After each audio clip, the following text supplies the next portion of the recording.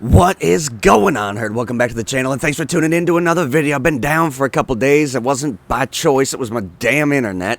So we finally got the internet up literally like 20 minutes ago, and I'm coming in at you. I guess I realized that there's a car that released as well, so we have to make this one.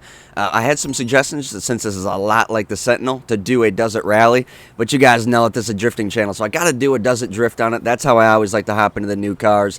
If it doesn't drift, then we'll go into a desert rally here. It sounds like that's definitely what this car is, but that's what we're going to do on this one.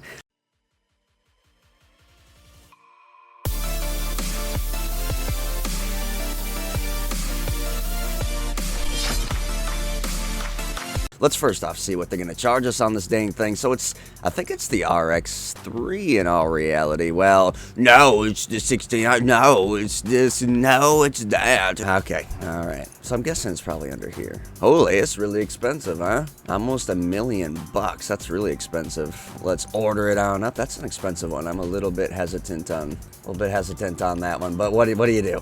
All right, we got it ordered up. So I guess the biggest thing that we did miss out on is today. Like, we are actually like 2 hours into what should be happening right now, and that is the Academy Class 2. All right, we call her in. Let's see what she looks like. I am really excited to see this car. This is one of the big ones I've been really excited about. It's kind of, we're going to see what it's in for class as well, if it's sports class or muscle class or whatever the hell this thing is here.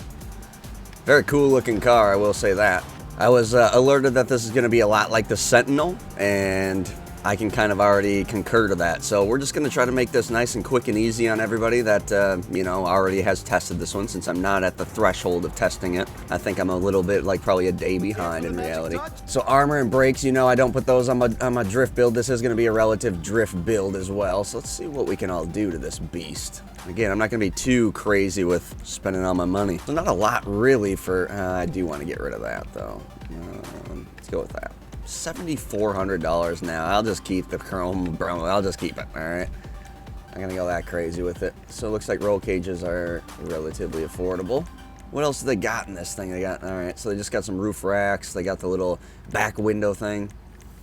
Engine, 33,000. Exhaust. Go with the big bore exhaust, explosives, no fenders. What do we got for fenders? All right, so we got like a, oh, that's got really weird fender flares. That looks absolutely weird to me. That looks very weird. That's kind of neat there. Bozo build for sure right there. That's a bozo build for sure. With that exhaust we seen earlier. The wide body's pretty cool. I think I'm going to go with the wide body. Pretty affordable, pretty cheap grill. So I mean, realistically, this is another one of those cool cars. You can put quite a bit for customizations on this dang thing. Ooh, the dual turbos, the exposed turbos, huh? Honestly, oh, that's pretty cool if they actually move. I might get them just for that sense. They are actually spooling there. I'm gonna do that. Horn lights, livery. Let's take a look at the liveries, see what we're dealing with on them. I already have an idea of what I want to do with this car before I even bought it, so.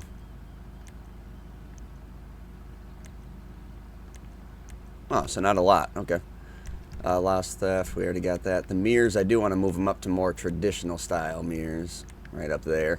$10,000 for that? No mirrors then. $8,000. How about that? How you like me now?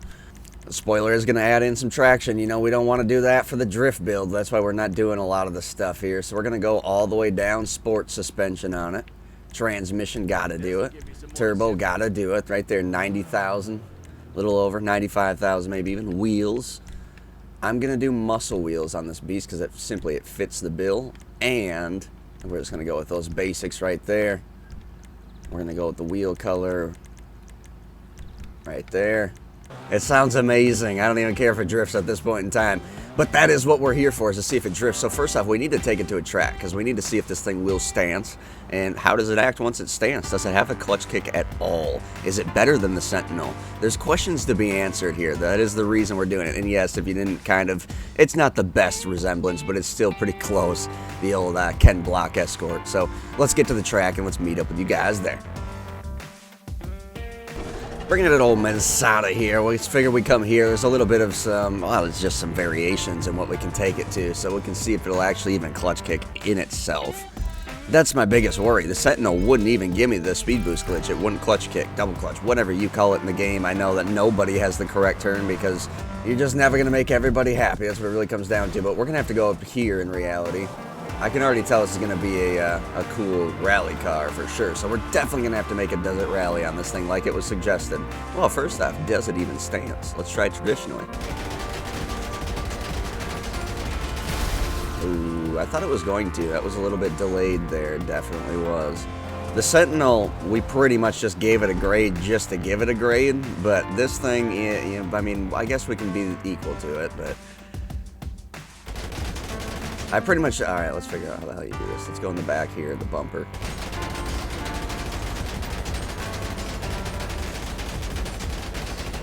All right, we do have stance.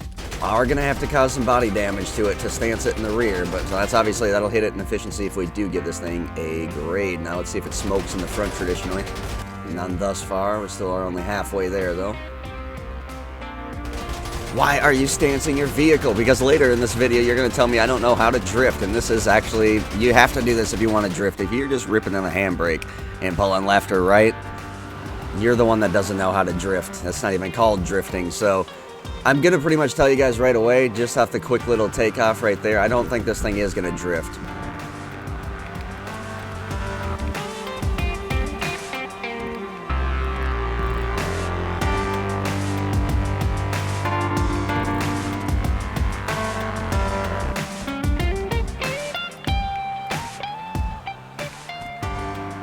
Alright, there is a clutch kick in this, but I think it's at the top of first gear, just like the Sentinel.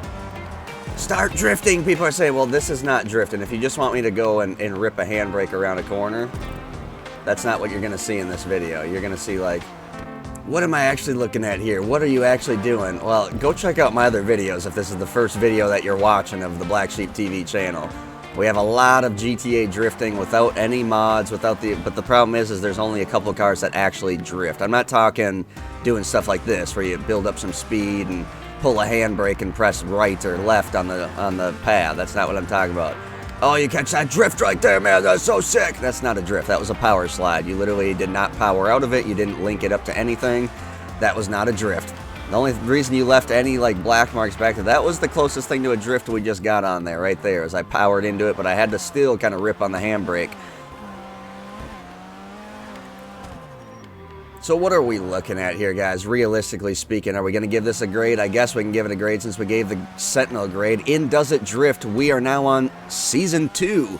So yeah, you can't drift, but yet I have, the first season was 40 episodes.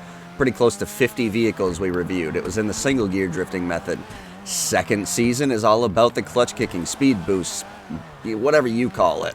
It's that little speed boost glitch or speed boost, whatever. Some people don't even call it. You're never going to come up with the proper term for it, so I just call it clutch kicking since I'm using it in the term of drifting.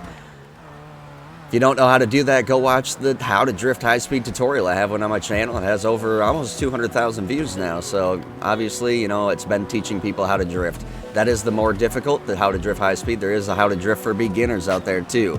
We judge these things on 3 different aspects. First off is cost, second off is driftability, and third on the list is efficiency. So cost, this thing was extremely expensive, and it's like it's already a car right now that I'm not too thrilled with. It's in the Sports Classics class, so it's not going to be in the EMRA Rally Racing Series, which is going to make a bunch of people upset right off the bat. This isn't rally racing, this is about drifting, so let's stick on it. Cost, way too much for what you're getting out of it. I wouldn't even give it a full point like I did the Sentinel. I'm going to give it a half of a point.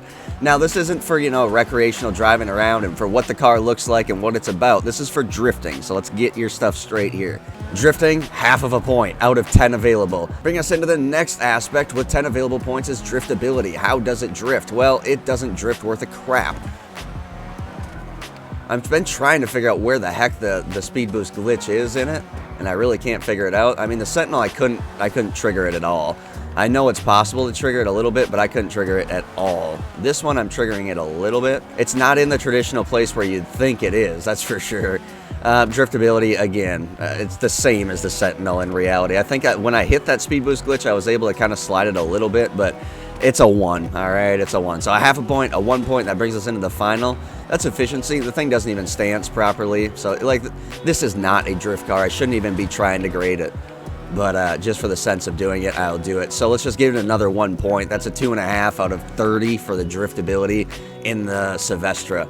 So the real deal is this is not a drift car. This is definitely going to be a rally car. Tune into the next episode. We're going to go take this thing to the rally track and show you guys what it breaks down into the 3 aspects of Does It Rally. Yes, we have that series on the channel as well, since EMRA is our series, and we do drifting and rally in that series. So I appreciate all you guys tuning in, liking, comment, and subscribe, and sharing these videos. If you are sharing these videos, that definitely helps this channel grow. Now, this just was not a drift car, ladies and gentlemen. It just was not. As always, guys, I hope you all stay happy, stay positive, and we will definitely speak to you next time. Whoa, there's some tip action.